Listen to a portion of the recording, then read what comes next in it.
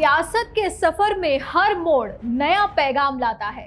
जो आज ताज पहनता है, कल इम्तिहान भी पाता है। कुर्सियां सिर्फ ताकत से नहीं, समीकरणों से बचती हैं और कभी कभी एक फैसला पूरे सियासी खेल को बदल कर रख देता है। नमस्कार, आप देख रहे हैं पीके टाइम्स और मैं हूं भारती जैन आपके साथ। राजस्थान की राजनीति में इन दिनों एक सवाल सबसे ज्यादा चर्चा में है। क्या मुख्यमंत्री भजनलाल शर्मा का कार्यकाल पूरा होने से पहले ही प्रदेश को नया मुख्यमंत्री मिल सकता है? भले ही इसे लेकर भाजपा या सरकार की ओर से कोई आधिकारिक संकेत ना मिले हों, लेकिन राजनीतिक गलियारों में सुगबुगाहट तेज है।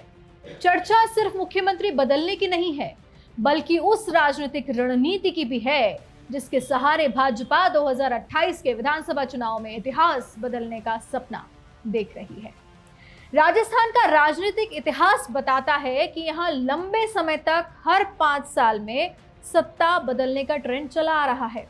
एक बार कांग्रेस तो अगली बार भाजपा। ऐसे में भाजपा के सामने सबसे बड़ी चुनौती सिर्फ सरकार चलाने की नहीं है, बल्कि सरकार को रिपीट कराने की है। और यही वजह है कि सरकार के गठन के 2.5 साल बाद ही नेतृत्व, संगठन और चुनावी रणनीति को लेकर चर्चाएं शुरू हो चुकी हैं। दरअसल जब 2023 में भाजपा ने राजस्थान में जीत हासिल की थी, तब मुख्यमंत्री पद के लिए कई बड़े नामों पर चर्चा हुई थी। राजनीतिक जानकारों को लग रहा था कि पार्टी किसी अनुभवी चेहरे पर दांव लगाएगी, लेकिन भाजपा नेतृत्व ने सभी के अनुमानों को गलत साबित करते हुए पहली बार विधायक बने भजनलाल शर्मा को मुख्यमंत्री बना दिया। ये फैसला इतना ज्यादा अप्रत्याशित था कि राजनीतिक विश्लेषक भी हैरान रह गए।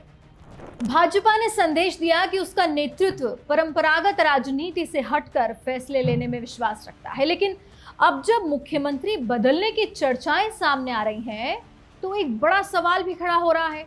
क्या भाजपा नेतृत्व को लग रहा है कि 2023 में किया गया ये प्रयोग चुनावी दृष्टि से अपेक्षित परिणाम नहीं दे पा रहा? क्या पार्टी के भीतर यह आकलन किया जा रहा है कि सिर्फ इसी मॉडल के सहारे 2028 में सत्ता की वापसी आसान नहीं होगी, या फिर ये सिर्फ राजनीतिक अटकलें मात्र हैं जिनका वास्तविकता से कोई संबंध नहीं है? इसी चर्चा के बीच में कई नाम राजनीतिक गलियारों में तैर रहे हैं।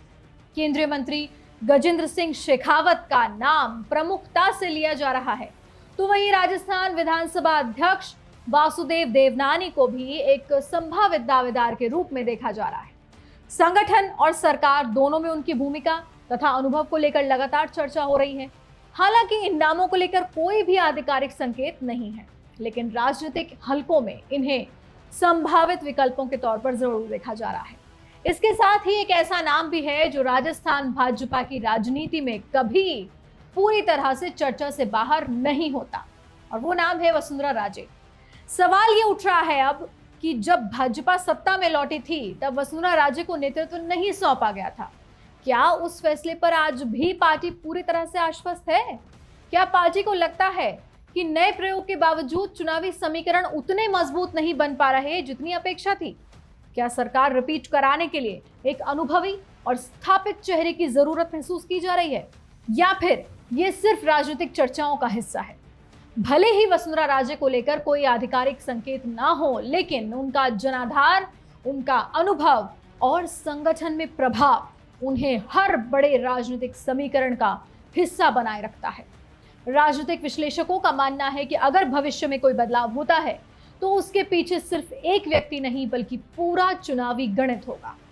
राजस्थान में जातीय समीकरण, क्षेत्रीय संतुलन, संगठनात्मक मजबूती, सरकार की छवि और चुनावी संदेश, ये सभी फैक्टर्स महत्वपूर्ण भूमिका निभाते हैं।